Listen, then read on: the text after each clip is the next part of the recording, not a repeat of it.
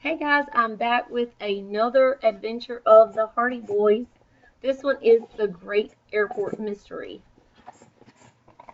Chapter 1, Mysterious Flare.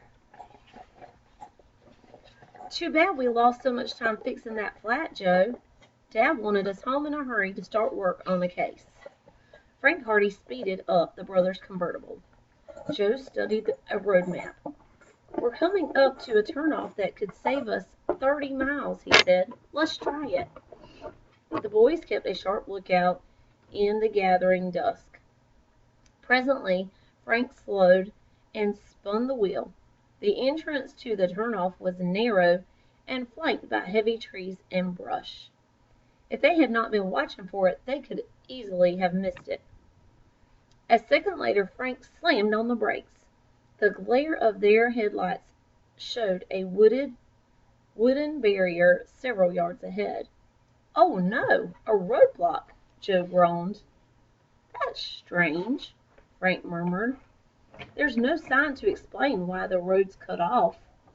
"Maybe it's only for minor repairs," Joe said hopefully. "Let's take a chance." He jumped out to move the wooden barrier. "Okay, but keep your fingers crossed," Frank said. "I'd sure hate to get stuck in some pothole and break an axle, especially at this time of night." Joe, blond and a year younger than dark-haired 18-year-old Frank, dragged the barrier aside. Frank drove past, then Joe replaced the roadblock to its original position. Climbing into the convertible again, he asked, "Any idea what this new case Dad's working on is about?" "No, but by the way he sounded, it must be urgent." Fenton Hardy, the boy's father, was a former crack detective of the New York City Police Department. After retiring from the force to the waterfront town of Bayport, he had become a famous private investigator. Frank and Joe, who seemed to have inherited their father's sleuthing talents, often aided him in his investigations.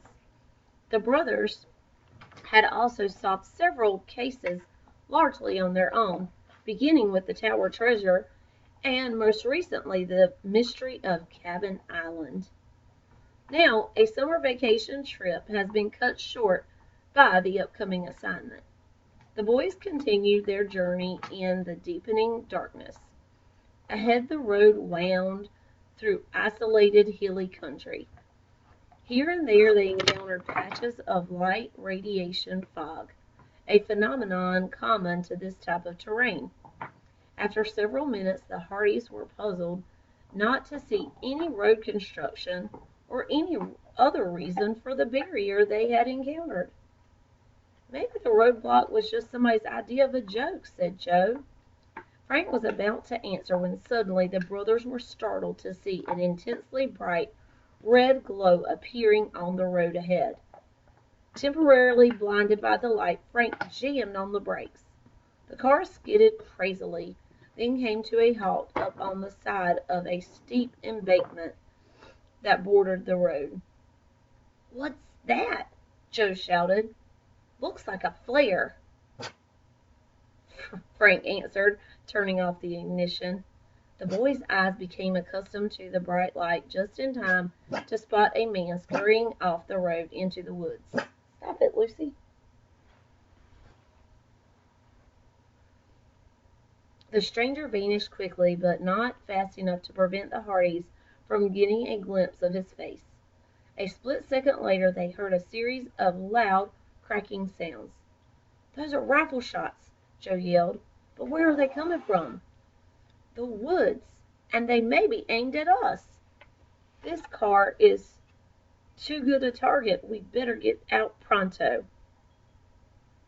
But before either of the boys could move, a new sound captured their attention. The mounting, throaty drone was unmistakable.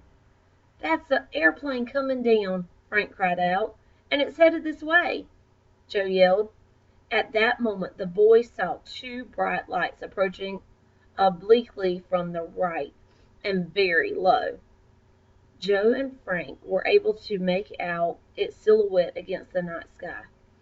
Even through the glow of the flare, the plane had 2 engines and a sleek, streamlined fuselage that terminated at the rear in a high, swept-back tail section.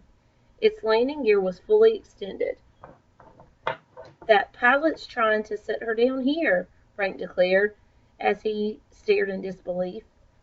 "He's so low his wheels won't clear the top of the car. Get down!" Joe yelled frantically. No sooner had the brothers dived to the floor of the car than the plane passed overhead with its ear-splitting roar.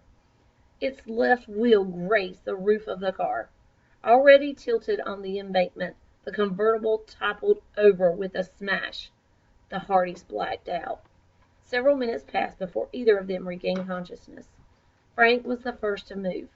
With great effort, he and Joe managed to push themselves to an upright position. "You all right?" Frank asked weakly. "I feel as if I'd taken a ride inside a cement mixer," Joe groaned. As their heads cleared, the brothers realized that the car was lying on its side. They forced open the door on Joe's side and scrambled onto the road, then glanced about them. The flare was gone, and the woods remained dark and silent. As far as they could tell, there was no sign of the airplane. Frank bent down and with his pocket flashlight examined a deep crease across the roof of the overturned car. "It's from the wheel that turned us over," he commented. "What was that idiot pilot doing?" Joe snapped. "I don't know," Frank answered. "If he was trying to make a forced landing, he would have crashed into the trees on the other side of the road. Yet, there's no trace of any wreck." "It vanished just like everything else," Joe said. "The flare, the man who ran into the woods as we drove up, and whoever was using the rifle." "Did you get a look at the face of the man with the flare?" Joe queried. "Yes, but only for an instant," Joe answered. "I think I've seen him someplace before, though."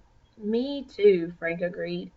"Maybe we saw a photo of him in Dad's files. Let's take a look when we get home." Except for several deep dents and scratches, the car did not appear to have suffered any serious damage. The boys decided to try rolling it back to an upright position. "We'll need a couple of long poles for leverage," said Frank. "Maybe we can find something in the woods," Joe suggested. The boys took a flashlight from the car and started into the wooded area. They searched the ground carefully for fallen trees to serve as poles. Suddenly they were startled by a sharp, snapping sound, like the breaking of twigs behind them. "Did you hear that?" Joe whispered. "Yes, listen." There was a second snap, then silence. The boys stared into the darkness, but could see nothing. "Probably some animal," Frank said. "I guess so," Joe agreed. The Hardys were about to resume their search when the snapping of twigs was heard again. Frank switched off the flashlight. The boys listened. From nearby came the faint rustling of leaves. It was as if someone or something were approaching stealthily. They turned and looked behind them.